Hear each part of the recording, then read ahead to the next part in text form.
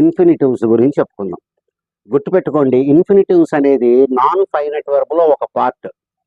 మనం జెరండ్ చెప్పుకున్నాం, పార్టిసిపల్ చెప్పుకున్నాం. ఈ రోజు మనం ఇన్ఫినిటివ్స్ అనేది చెప్తాం. దీంతో మనకి finite verb, non finite verb గురించి మనం చెప్పడం అయిపోయింది మనకి. Okay, right. ఇన్ఫినిటివ్స్, అసలు ఇన్ఫినిటివ్ అంటే ఏంటి అంటే చూడండి, టు గో. టు తర్వాత మనకి వెర్బ్ వస్తే కనుక దాన్ని ఇన్ఫినిటివ్ అని చెప్పి అంటాం.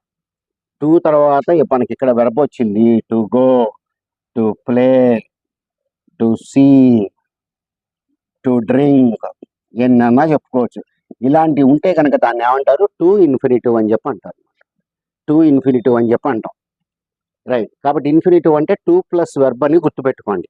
ఇన్ఫినిటివ్ అంటే మనకి 2+ వెర్బ్ అనేది మీరు బాగా గుర్తుపెట్టుకోండి. రైట్. ఇది మరి ఒక్కోసారి మనం ఇట్లా రాయకుండా ఇట్లా రాసేస్తుంటాం, గో